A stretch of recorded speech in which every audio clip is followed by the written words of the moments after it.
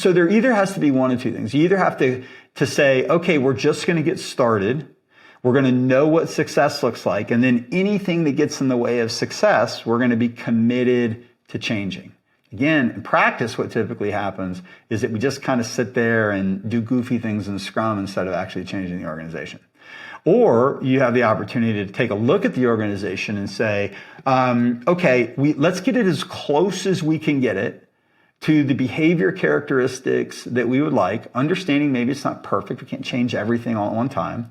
So we get started, but we get started based upon the right principles and practices. So I think there's something in between just adopting Scrum and figuring out everything as you go and having to get everything exactly right and perfect.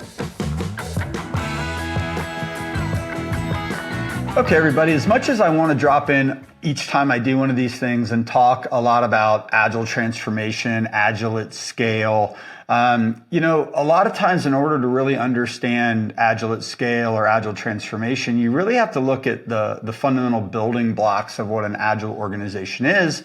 And the fundamental building block of an Agile organization is an Agile team. And most Agile teams are organized around some combination of Scrum, maybe Kanban, Scrumban, XP, technical practices, things like that.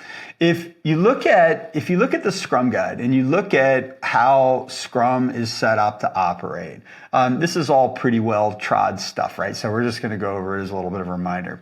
So the idea that a Scrum team is what do we say? Like 5 plus or minus 2, 7 plus or minus 2, basically 5 to 9, something like that. So we basically want a team, a cross-functional team that has everything necessary to be able to deliver an increment of the product that we're building.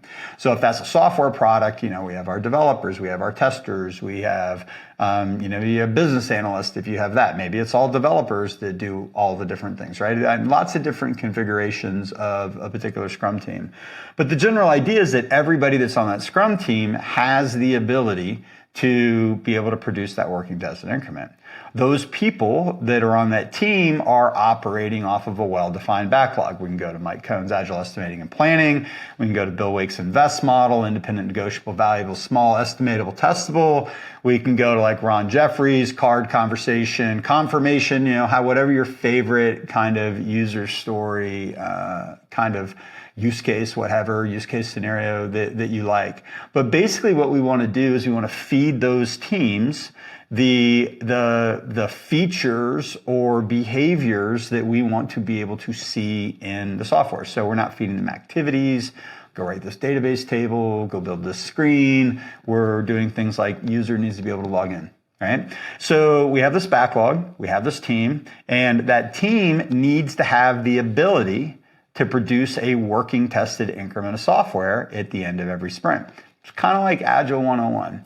But what's interesting, right, is imagine you go off to CSM class and you decide that you want to do Agile, but you come back and you can't form the kinds of teams that are necessary to be able to do Agile well. So what do? Right? So what a lot of people do is they start taking their existing practices, their existing teaming strategies, their existing functional silos, and they start to do Scrum on top of that.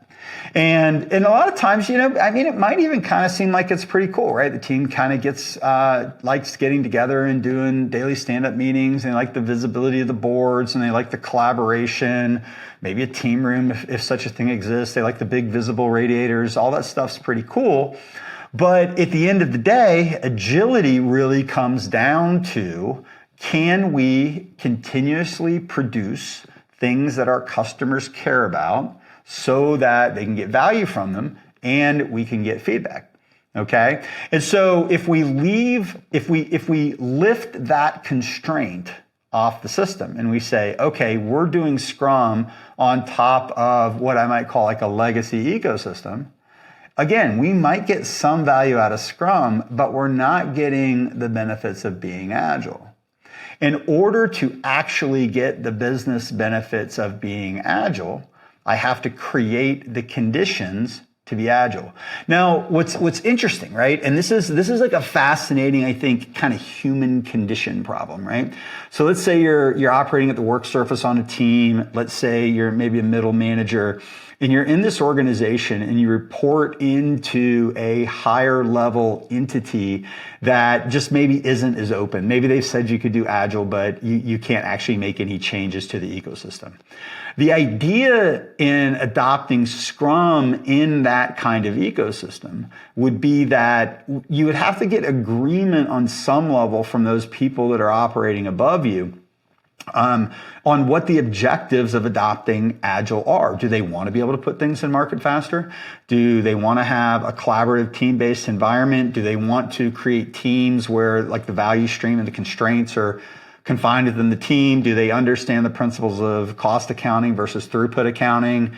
Do they want to deliver things in smaller batches to market so they can get feedback and change their minds, right? I mean, at the end of the day, that's what Agile is really all about.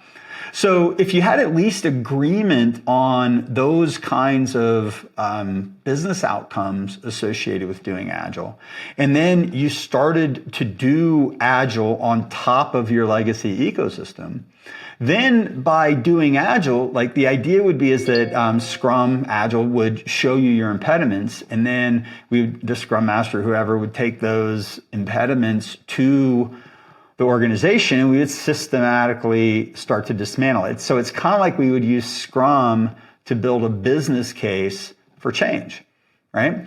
And that's okay, right? I think that's the hard way. I think that's kind of the long way around.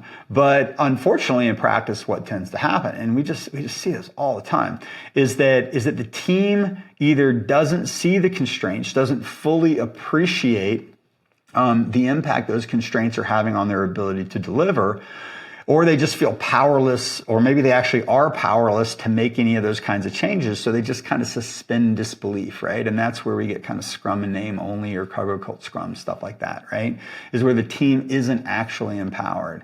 And so my belief is that the only way to really get the business benefit of Agile is you have to do kind of one of two things. You have to either get agreement with your leadership team on really what are the objectives of adopting Agile. And then even if you can't make all the changes on day one, you start doing Scrum. Scrum shows you your impediments, you have regular meetings, and we start to explore how if we could remove these impediments, we could actually cost justify or risk justify making some of the changes. The way that we typically approach transformation, because in my experience, that's kind of like really hard, right? It's like you stub your toe a lot. Most of the organizations that we go into, you have to, you're in a situation where you can't stop building product. There's not like a year or two to transform where we can put everything on hold.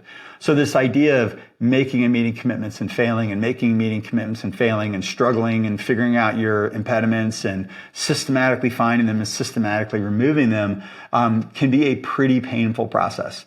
And so how I like to think about it is that the basic rules of the game are pretty well understood. Again, every organization is unique, every business problem is unique.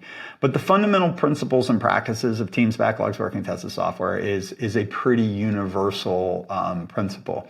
And so a lot of times you can walk in, and even if it's not perfect, like in an ideal organization, I would love to have like alignment between the business capability model, maybe like the domain-driven design of the system, that domain-driven design aligned with the business capability model, aligned with the product model, hierarchy, the product architecture, whatever you're calling it, the org design, right? If I can get congruence out of the gate with all of those things, then I've really created like an idealized end state for an Agile ecosystem.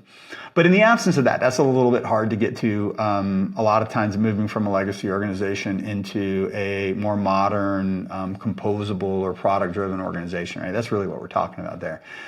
And so that's sometimes hard to get to on day one, but if we can get agreement that we're going to have teams around different aspects of the architecture, different areas of the product or something, right, where those teams can start to operate with some autonomy, then we can start putting those teams in place and they're not stubbing their toes so much. right? We kind of understand the dependencies between those kinds of teams, and we can orchestrate those dependencies. So there either has to be one of two things. You either have to say, okay, we're just going to get started. We're going to know what success looks like. And then anything that gets in the way of success, we're going to be committed to changing. Again, in practice, what typically happens is that we just kind of sit there and do goofy things in Scrum instead of actually changing the organization. Or you have the opportunity to take a look at the organization and say, okay, let's get it as close as we can get it to the behavior characteristics that we would like, understanding maybe it's not perfect. We can't change everything all at one time. So we get started, but we get started based upon the right principles and practices. So I think there's something in between just adopting Scrum and figuring out everything as you go and having to get everything exactly right and perfect. If you understand the principles behind the teaming strategies, right, the principles behind the backlogs, the principles behind the idea of producing working tested software, and you thoughtfully look at your organization and make some decisions about how to get as close to that as possible. Now, a little bit of like a caveat is that when you have dependencies, you got to have some structures to manage dependencies. That's where something like SAFe comes in. SAFe isn't my favorite thing. It's not something I implement, but that's the reason why SAFe exists. In the presence of dependencies, you have to have a mechanism for orchestrating dependencies. So we can give SAFe all the grief we want to give SAFe, but if you've got dependencies, you got to do something. I typically like wrapping collections of teams in kind of a Kanban type flow system, wrapped up underneath some sort of portfolio level governance model where I'm flowing epics through the portfolio, features through a middle tier Kanban, and then they're feeding user stories out of the Scrum team. Not ideal Agile, but in the presence of dependencies, in the presence of complex systems, typically you can get a lot of the business benefit out of it. So again, you guys have two choices. You either start doing Agile with a commitment to removing the impediments that are getting in the way of how that methodology is supposed to operate, or you take a thoughtful approach up front and get it close, so at least you're not like stubbing your toe and having to figure out everything the hard way. The benefit of that is that it will actually work more effectively right out of the gate. It won't be perfect, but it'll work more effectively out of the gate, and it will build credibility to make the more fine-grained decisions that you want to make to get more into a pure play Agile ecosystem, which is obviously what we would all like to work in. So that's kind of my thought for the day. I hope that helps. If you guys have any questions, please respond in the comments, and we would love to talk with you about the challenges that you are facing. So have a great day, guys. See you later. Bye.